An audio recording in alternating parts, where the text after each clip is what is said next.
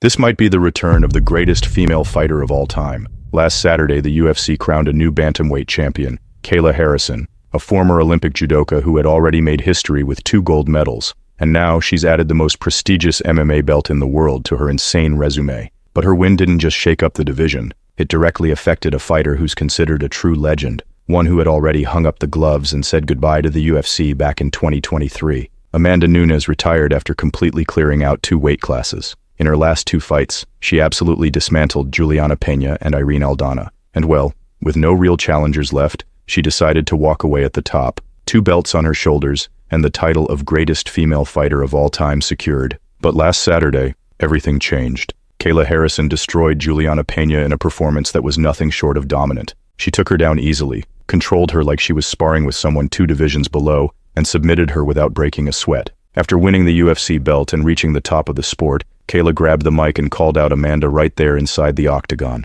She made it crystal clear. Her next fight should be a war against Amanda Nunes. If she manages to beat Amanda, Kayla enters MMA history for good, building a legacy most fighters can only dream of, and doing it all in record time inside the UFC. Kayla Harrison was already a global sports phenomenon long before stepping into the UFC. 2 Olympic gold medals in judo, international titles, total dominance in the PFL. Her record was intimidating. 15 straight wins before her only career loss, which came against Brazil's Larissa Pacheco, a powerhouse in her own right. Kayla had already beaten her twice before that. That loss, in the 2022 PFL final, remains the only red mark on her MMA record since turning pro in 2018. And it's worth noting, Larissa is even bigger than Kayla. She had to cut weight just to make 155 pounds. Even so, Kayla still leads that trilogy 2-1. There was always a question hanging in the air. How would Kayla perform against the elite fighters of the UFC? We've seen plenty of dominant champions from other promotions, Bellator, PFL, etc.,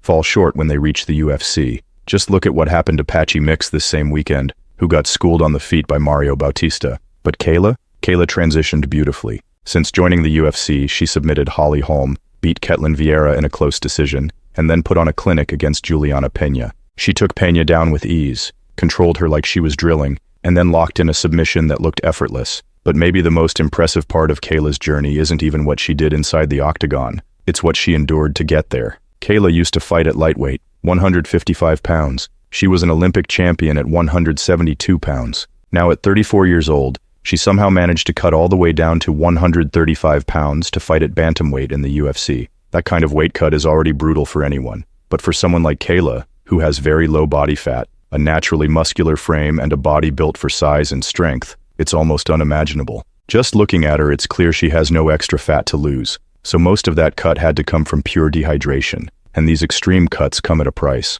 They often leave the fighter physically weaker, more vulnerable, and slower to recover. Do you really think Adesanya could have knocked out Alex Pereira if that fight had happened at 205 instead of 185? And beyond just one fight, the accumulated damage of cutting this much weight could have serious consequences on Kayla's health and career longevity in the UFC. It's very possible that this reign won't last long. If she manages to get past Amanda Nunes and add that name to her record, there may be no point in continuing to torture her body for future cuts.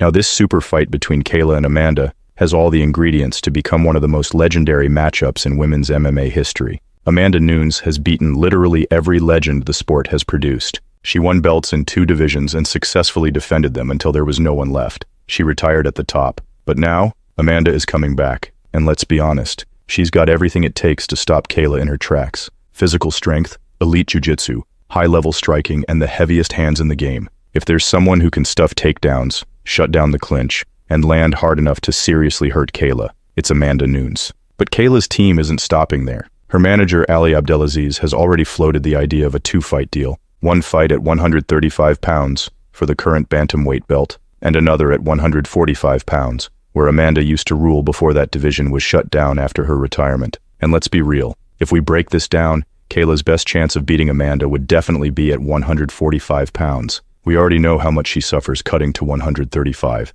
And while Amanda also cuts weight, their physical builds are very different. Any extra weight Kayla gets to keep is a massive advantage. At 145, without going through such a brutal cut, Kayla becomes a completely different fighter, a true force of nature in the cage. Now we wait. Kayla will need a few months to fully recover from the brutal cut to 135, even though she came out of the Peña fight completely unharmed. And Amanda will have to re-enter the testing pool, and then work her way back into full training camp mode. but everything seems to be pointing in one direction. This fight is going to happen. Amanda Nunes versus Kayla Harrison could easily become the biggest rivalry in the modern era of women's MMA. With 2 belts on the line and legacy hanging in the balance, it's more than just another fight. It's a battle between 2 eras. Now I'm curious to hear from you. Do you think Amanda still has what it takes to win, or will Kayla beat the Brazilian and steal a piece of that GOAT legacy? Leave a comment down below, hit the like button, subscribe to the channel, and turn on the bell. I'm just getting started here on YouTube, and your support makes a huge difference. Thanks for watching,